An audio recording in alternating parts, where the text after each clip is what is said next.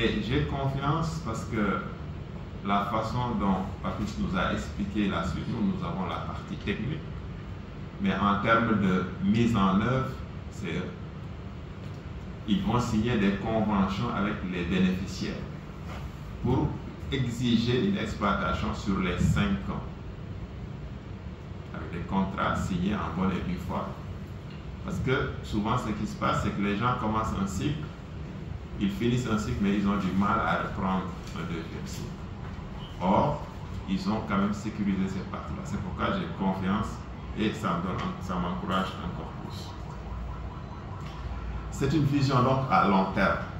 On est sur une vision à long terme qui rentre clairement dans ce qu'on appelle aujourd'hui l'agenda de transformation du Sénégal, vision 2050. Parce que cet agenda-là, c'est créer un développement économique au niveau des terroirs pour que les populations puissent rester chez elles, y travailler, y gagner leur vie. C'est seulement grâce à ça qu'on pourra changer le Sénégal. Tant que nous aurons cette macrocéphalie-là où tout le monde va aller vers les villes pour avoir quelque chose, on ne va pas régler les problèmes. Or, le fait de pouvoir capitaliser sur les terroirs, développer les terroirs sur le plan économique, c'est ça qui va changer le Sénégal. Et nous sommes confiants par rapport à ça, grâce à ce projet.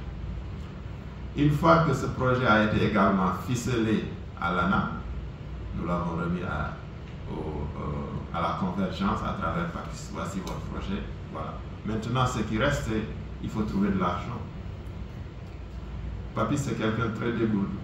En tout cas, je sais qu'il a tapé à toutes les portes, jusqu'à nos plus hautes autorités. À chaque fois, on reçoit des lettres qui nous reviennent, donc, parce que Papis a tapé à une porte. Et c'est grâce à ça aujourd'hui que nous sommes là en train de vouloir signer cette convention. Je vais saluer également le directeur général du COSEC, à qui j'ai parlé de ce projet. On était en mission au Maroc, à Dakhla. J'ai dit qu'on a fait un projet avec la convergence des sous-barbés. On cherche des financements pour réaliser ces 100 bassins. Moi, j'avais même pensé qu'elle a oublié. Un beau jour, elle m'a appelé pour me dire, mais tu m'avais parlé d'un projet.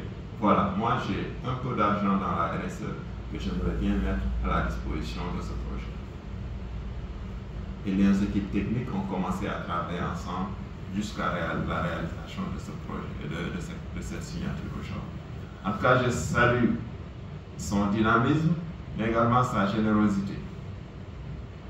Nous sommes le bras technique de l'aquaculture, mais nous avons besoin de travailler avec tous les partenaires pour, en tout cas, augmenter cette production-là qui n'est pas très réjouissante aujourd'hui. Et nous saluons vraiment cette initiative. Et le plaisir également, c'est le premier partenaire, c'est le début.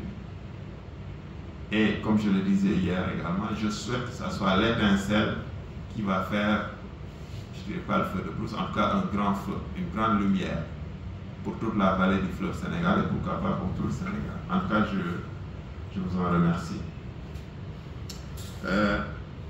Autre chose également, c'est aujourd'hui on commence avec 3 bassins. On est sur un projet de 100. C'est pourquoi nous tendons la main à tous les partenaires.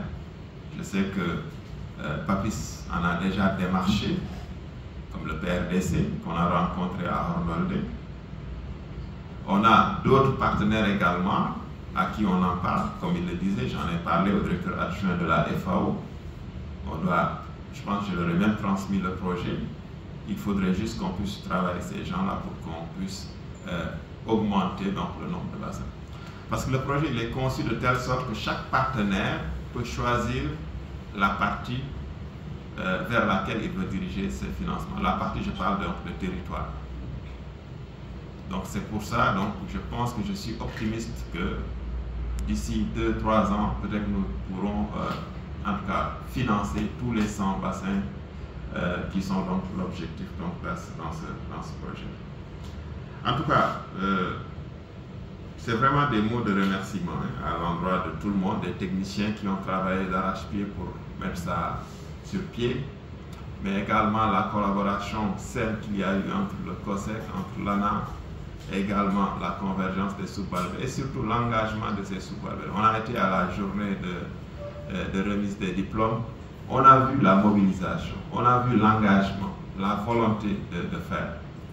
Et je suis vraiment optimiste par rapport à ça. Je sais qu'on aura d'agréables surprises d'ici quelques années. Ça, c'était